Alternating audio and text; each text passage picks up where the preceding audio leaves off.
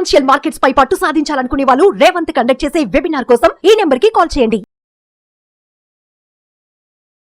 నమస్తే, welcome to Suman TV. నేను విష్ణు. ప్రస్తుతంతో పాటు amphi registered mutual fund distributor wealthy Chakradhar గారు ఉన్నారు. వారితో మాట్లాడదాం. సార్ నమస్తే. సార్ చక్రధర్ గారు. నమస్తే అండి. సార్ చక్రధర్ గారు, ఈ రియల్ ఎస్టేట్లో జరుగుతున్న మోసాలకు ఎక్కువగా సెలబ్రిటీలే బాధితులుగా అవుతున్నారు. మన ఈ మధ్య రీసెంట్గా చూసాం, ఒక ప్రాపర్టీ విషయంలో జూనియర్ ఎన్టీఆర్ గారు కూడా కొంత ఇబ్బంది ఎదుర్కొన్నారు. అండ్ ఇప్పుడు లేటెస్ట్గా ప్రముఖ సినీ నటులు జగపతి బాబు గారు రియల్ ఎస్టేట్లో జరుగుతున్న మోసాలకు సంబంధించి ఆయన పడ్డ ఇబ్బందుల గురించి మీడియా వేదికగా కూడా ఆయన ఆవేదన వ్యక్తం చేశారు. అండ్ మొన్న ఈ మధ్య రాజకీయ నాయకులు మల్లారెడ్డి గారికి సంబంధించి కూడా ఒక ఇష్యూ రావడం జరిగింది. అంతకుముందు భారత మాజీ క్రికెటర్ యువరాజ్ సింగ్ కూడా తానుకున్న ఫ్లాటు సరైన నాణ్యతా ప్రమాణాలు లేవంటూ కూడా ఆయా నిర్మాణ సంస్థలకు సంబంధించి ఆయన కూడా కొన్ని నోటీసులు ఇవ్వడం జరిగింది. ఏంటి అసలు, అంటే మనం ఈ సినారియోలో పర్టికులర్గా అసలు జగపతి బాబు గారి విషయంలో ఏం జరిగింది, అసలు ఎందుకు ఆయన మీడియా వేదికగా రావడం జరిగిందంటారు? అసలు భూమి మోసం చేయదు, అంతవరకు టైటిల్ కరెక్టే. దాని ఎక్స్టెన్షన్ ఏంటంటే భూమి అమ్మేవాడు మోసం చేస్తే, భూమిని నమ్ముకున్నాడు ఎవరు మోసపోలేదు, బట్ ఆ భూమిని అమ్మేవాడు ఇక్కడ మోసం చేస్తున్నాడు. అది సహజంగా ఉంటాయండి. ఎప్పుడు చూడండి, భూమిని అమ్మేవాడే మోసం చేస్తాడు. మనం చూస్తే సివిల్ కేసెస్ ఉంటాయి కోర్టులో. మీరు ఏ కోర్టుకైనా వెళ్ళండి, సివిల్ కేసెస్ ఒక 100 ఉంటే అందులో 80% ఈ భూమికి సంబంధించిన తగాదాలే ఉంటాయి. డబుల్ రిజిస్ట్రేషన్స్ అని, సరైన ప్రామాణికలు పాటించట్లేదని. సో ఇట్లాంటి వాటన్నిటిని చెక్ పెడుతూనే మన సెంట్రల్ గవర్నమెంట్ రేరా అనే చట్టం తీసుకొచ్చింది. రియల్ ఎస్టేట్ రెగ్యులేటరీ అథారిటీ 2016లో ఫామ్ చేసింది. సో ముఖ్య ఉద్దేశం ఏంటంటే ఇట్లాంటి ప్రాబ్లమ్స్ రాకుండా ఉండడానికే రేరా అనేది వచ్చింది. సో ఈ 2016 నుంచి కూడా ఈ రేరా అనేవాళ్ళు చాలా తీసుకొచ్చారంటే జాగ్రత్తలు కంట్రోల్ చేస్తున్నారు, స్ట్రీమ్లైన్ చేస్తున్నారు, ట్రాన్స్పరెన్సీ ఉంటుంది. ఆ రేరా అనేది ప్రతి స్టేట్లోనూ ఉంది.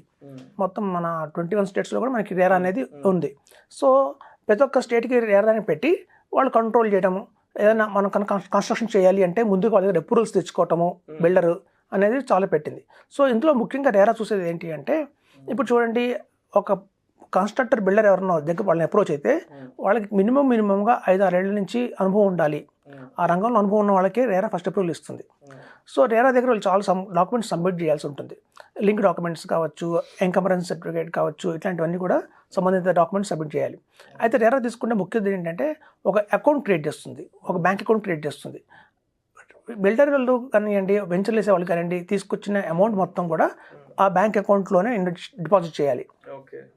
సో వాళ్ళు ఇచ్చిన ఈ 70% ఆఫ్ ద అమౌంట్ కంపల్సరీగా ఆ బ్యాంక్ అకౌంట్లోనే ఉండాలి. వాళ్ళు ఇచ్చే ప్రతి పేమెంట్ కూడా ఆ బ్యాంక్ అకౌంట్ నుంచి చేయాలని రూల్స్ పెట్టింది. సో ఎవరన్నా ఇన్వెస్టర్స్ కానీ వచ్చినా కూడా ఆ డిపాజిట్ని ఫస్ట్ ఆ అకౌంట్లో తీసుకోవాలి వాళ్ళు.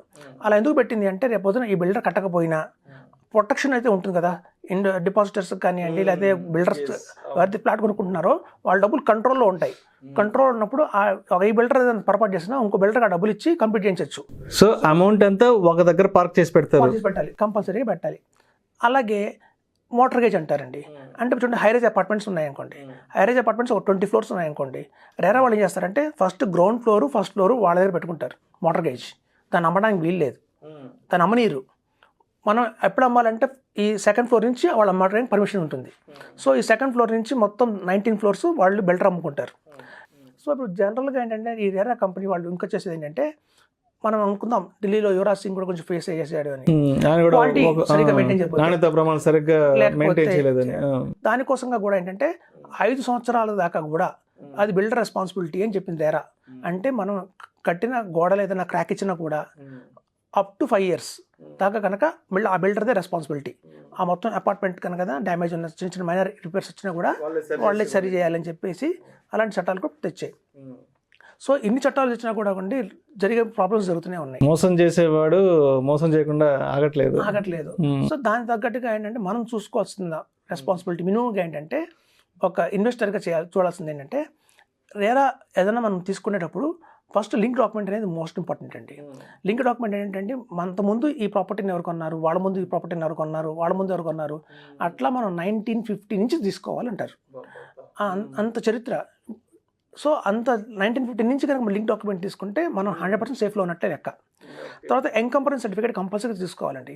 ఎన్కంబరెన్స్ సర్టిఫికేట్లో ఏముంటుందంటే, లోన్లు ఏమన్నా ఉన్నాయా, ఈ ఆస్తికి సంబంధించిన ఏమైనా లోన్లు ఉన్నాయా లేదా అనేది క్లియర్ కట్గా మనకు ఎంకంబరెన్స్ సర్టిఫికేట్లో తెలిసిపోతుంది. So link document encumbrance certificate compulsory. తర్వాత ఒకవేళ ఒక తండ్రి మరణించినప్పుడు ఆ వైఫ్ దాన్ని అమ్ముతున్నప్పుడు వాళ్ళ పిల్లలందరూ కూడా సంతకాలు పెట్టాలి. సో లీగల్ హెయిర్ సర్టిఫికేట్ ఉంటుంది. సో ఆ లీగల్ హెయిర్ సర్టిఫికేట్ కూడా ఉందా లేదా, సో ఇవన్నీ కూడా మనం క్లియర్గా చూసుకునేటప్పుడే మనం ల్యాండ్ ముందుకు వెళ్ళాలండి. ఒక బిల్డింగ్ కానీ ఒక అపార్ట్మెంట్ కానీ కొనే ముందు ఇంత జరిగినా కూడా కొన్ని ప్రాబ్లమ్స్ వస్తూనే ఉంటాయి. సో ఇప్పుడు చూడండి, ప్రతి ఒక్క బిల్డింగ్కి రేరా నెంబర్ ఇస్తుంది అనమాట.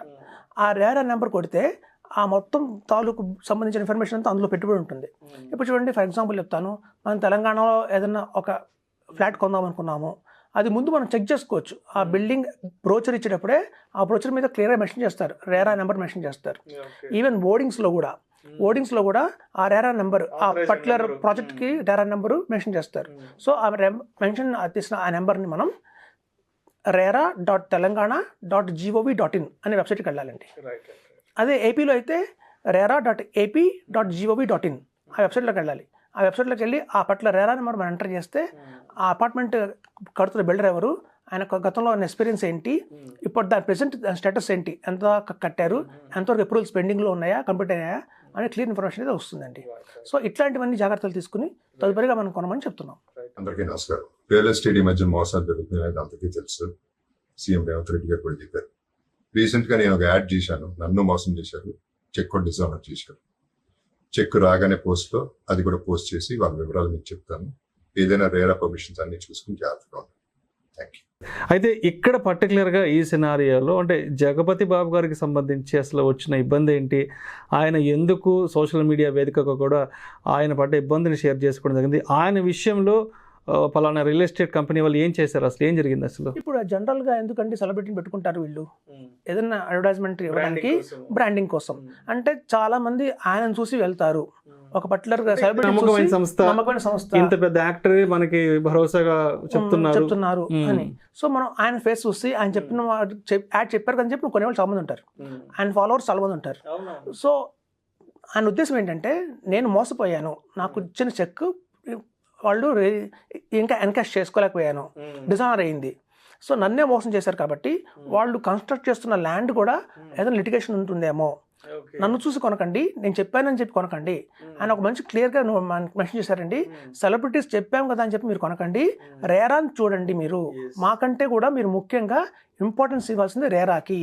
ఎందుకంటే మేము ఇస్తాము, ఒక యాడ్ చూస్తాము, ఏదో రెమ్యునరేషన్ తీసుకుంటాము, చెప్తాము, తర్వాత దానికి సంబంధించిన డాక్యుమెంట్స్ అన్ని క్లియర్గా ఉన్నాయా లేదా అని చూసేది రేరా. కాబట్టి మా మీద పెట్టుకోకండి, మెయిన్గా మీరు రేరా కూడా చెక్ చేసుకోండి, క్రాస్ చెక్ చేసుకోమని చెప్తున్నారు ఆయన.